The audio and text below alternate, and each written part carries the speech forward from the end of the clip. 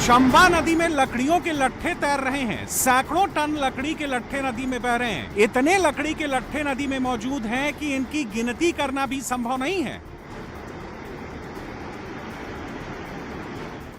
ये 24 जून का वीडियो है। कुल्लू में नदी में लकड़ियों का अंबार लगा है। लकड़ी के इतने लट्ठे एक साथ बह रहे हैं।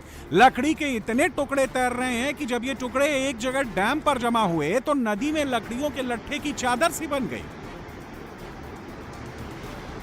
हिमाचल में दिन बदल गया, महीना बदल गया, तारीख बदल गई, लेकिन हिमाचल से आने वाली तस्वीर नहीं बदली। नदियों के पानी में लकड़ियों के लट्ठे का बहना बंद नहीं हुआ। हिमाचल में ये लकड़ियां कहां से आ रही थी? हिमाचल का पुष्पा भाऊ कौन है? इसका जवाब अब हिमाचल सरकार को सुप्रीम कोर्ट में देना होगा। हिमाचल के पुष्पा भाऊ का भी नाम बताना होगा,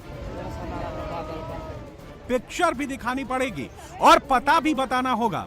पहाड़ों पर जंगलों की अवैध कटाई हो रही है या नहीं? लकड़ियों की स्मगलिंग की जा रही है या नहीं? ये सब 21 दिनों में बताना होगा। हिमाचल की चंबा नदी में बहते इन लकड़ियों के लट्ठे पर सुप्रीम कोर्ट ने हिमाचल समेत उत्तराखंड, पंजाब और जम्मू कश्मीर की राज्य सरकारों से नोटिस भेजकर जवाब मांगा है और अब 3 हफ्तों में राज्य सरकारों को इन नोटिस का जवाब देना होगा। सुप्रीम कोर्ट ने हिमाचल समेत पंजाब, उत्तराखंड, जम्मू कश्मीर में बाढ़ जैसे हालात पर चिंता जाहिर की और एक याचिका की सुनवाई करते हुए मुख्य न्यायाधीश BR गवई की पीठ ने कहा कि लकड़ियों के बहने का वीडियो देखकर प्रथम दृष्टया ऐसा लग रहा है कि जैसे पेड़ों की अवैध कटाई हुई है। मीडिया में दिखाया गया है कि किस प्रकार लकड़ियां बहकर आईं। ये एक गंभीर विषय है और अब सुप्रीम कोर्ट ने यह टिप्पणी क्यों की, इसकी वजह भी समझ लीजिए। जब हिमाचल में लगातार बादल फटने से तबाही मच रही थी, तब बाढ़ के बीच में नदी में सैकड़ों टन लकड़ी के लट्ठे बह रहे थे और ये तस्वीरें नेचुरल नहीं थी। ये पेड़ ना तो फ्लैश फ्लड के कारण टूटे थे और ना ही बादल फटने से गिर गए थे।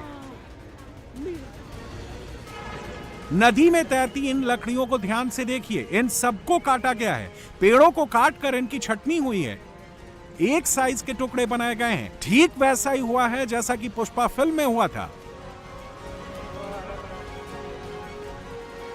ऐसा लगता है कि इन पेड़ों की अवैध कटाई हुई थी, जिनको काट कर छिपाया गया होगा, खासकर नदी के पास। लेकिन जब हिमाचल में एकदम से बाढ़ आ गई, जब नदियों में उफान आ गया, तो ये सारे लट्ठे नदी के पानी के साथ बहने लगे और बहते बहते डैम तक पहुंच गए।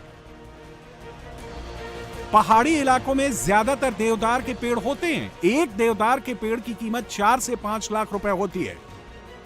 ऐसे में आप कुल्लू और चंबा की तस्वीरों को एक साथ देखकर खुद अंदाजा लगा सकते हैं इन लकड़ियों की कीमत कितने करोड़ों में होगी, क्योंकि जो लकड़ी के लट्ठे बह रहे हैं उनका वजन सैकड़ों टन से ज्यादा होगा, जिनकी कीमत सैकड़ों में, हजारों में होगी।